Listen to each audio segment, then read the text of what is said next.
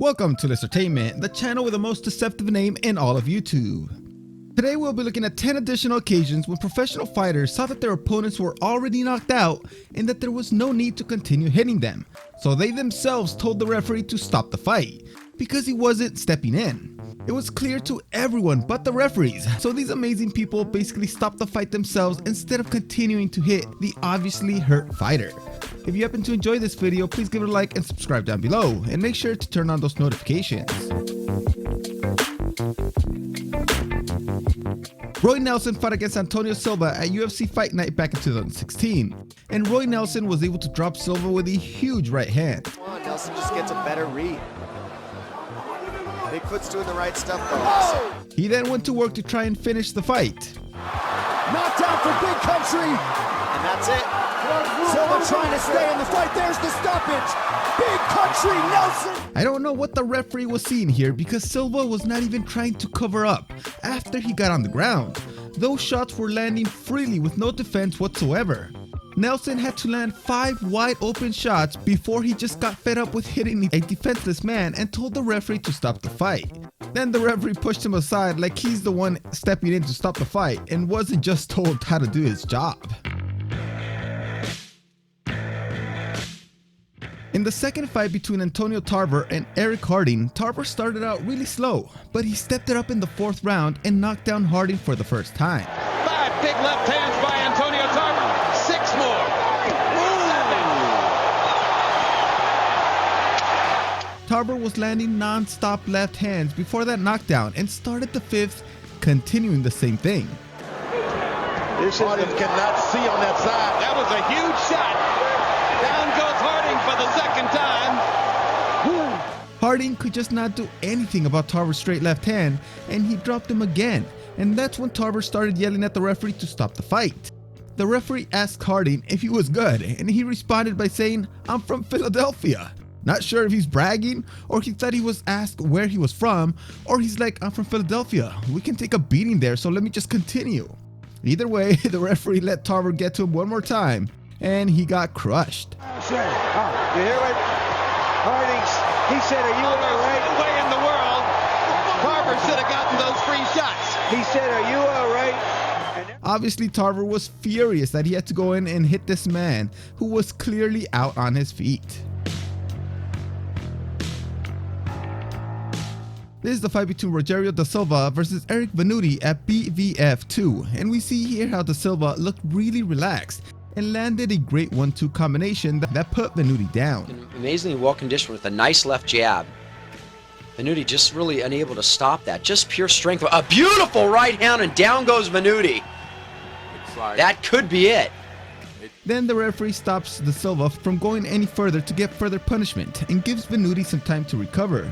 But then the unthinkable happens. The referee told da Silva to go on ahead and hit him again when he was clearly down, and da Silva told him to stop the fight. Either wants him to finish him, and a kick, and that's it. That was completely unnecessary, and that referee should be fired and never even be allowed to see another fight.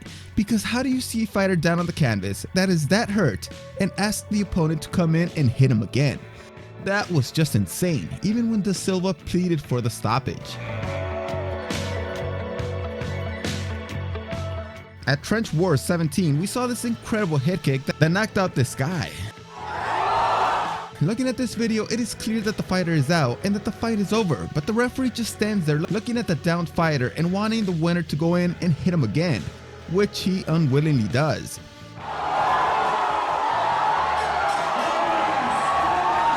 Thankfully, this fighter did a great thing and went and delivered a pretty weak punch, because he and everybody else knew that there was no need for that to happen. The ref didn't stop staring at the down fighter for a single second, but still couldn't figure out that he was knocked out. Maybe this guy is blind. Manny Pacquiao has put a beating on a ton of fighters, and the one that he put on Cotto has to be one of the worst ones, mostly because Cotto didn't want to go down. To the fight be, he said Pacquiao would still win. Pacquiao looked really concerned starting in about the 11th round and seemed to be slowing down his beating of this great fighter because he just didn't think it was worth it to keep hitting this guy, because he was able to hit him at will. Every time he stepped on the gas, he was able to hit him. Then in the 12th round, Pacquiao just stopped in the middle of the ring and looked for Bayless, the referee, basically asking him to stop the fight. Almost running in, getting ready to get in position to stop the fight. Pacquiao looking at Bayless now as if to say, what is the point? Pacquiao had to press on one more time and made the ref stop it using this combination. Head trainer Joe Santiago. Now Kenny Bayless does his duty.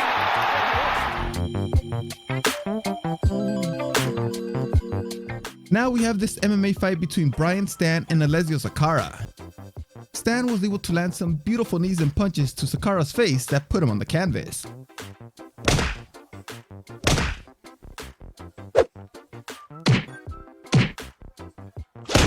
Once he was on top control, he landed some crazy good short elbows that knocked out Sakara. And before the referee even saw it, he just pulled back and basically called off the fight himself.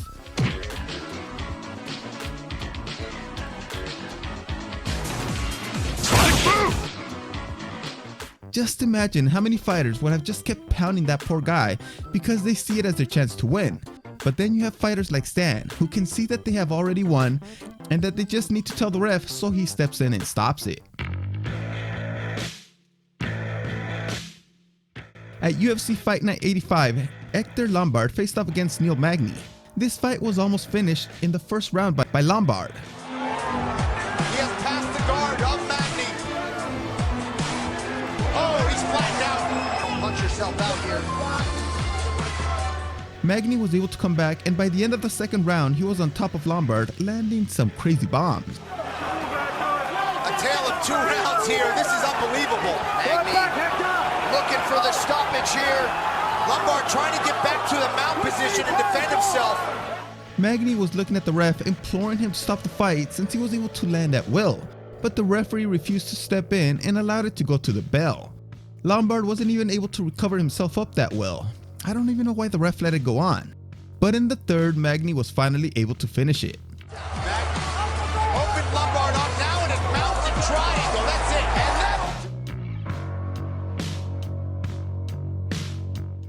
Now we have a fight from the great Joe Calzagi, who retired undefeated. This time he was fighting against Will McIntyre. McIntyre was clearly outclassed and was getting the beating of his life. Oh, completely. Just really giving him a lesson in there. The jab working excellently. You know, there's no head movement. And now he's hurt now. Left uppercut all over the place. Calzagi was able to hurt McIntyre really badly in the third round, and instead of Calzagi jumping on him to finish the fight, he just stepped back, forcing the ref to do a standing 8 count. Somehow this idiot of a referee allowed the fight to continue into the 4th round, and Calzagi just continued putting pressure on him and finally put him down, and this time the ref did stop it. For God's sakes, McIntyre was in another world in the 3rd round, and it was a great job by Calzagi not to hit him again in that state. Unnecessary punches. And there's another one of them. 2 more, in fact. He got him with a shot of his own there.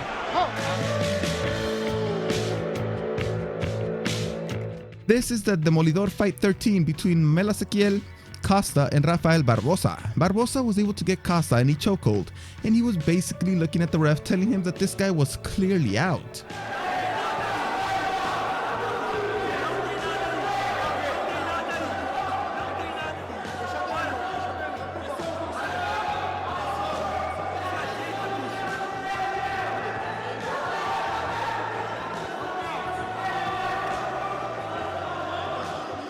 The referee had a clear look at Costa's face, but was not able to determine that this guy was basically unconscious. Barbosa told the referee in 20 seconds that this guy was already out, but the idiot of a referee let the choke continue for an additional 90 seconds, not even checking on Costa to make sure he was still good.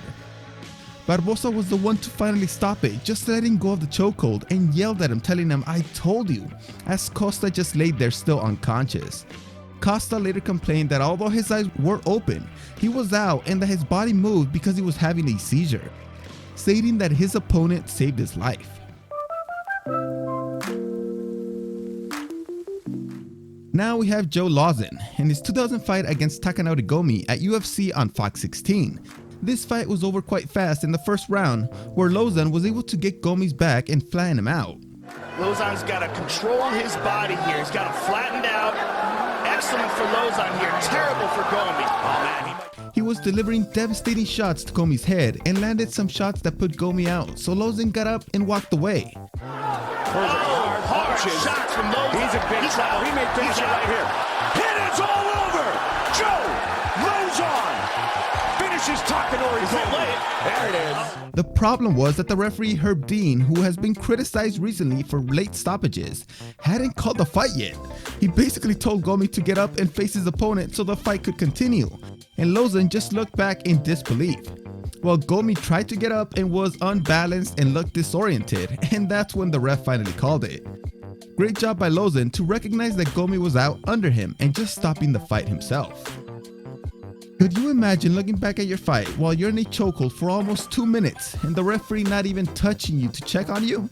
That would almost make me quit fighting because the referees are clearly not qualified to be doing this job, since it almost cost this guy his life. Thanks for watching. See you next time.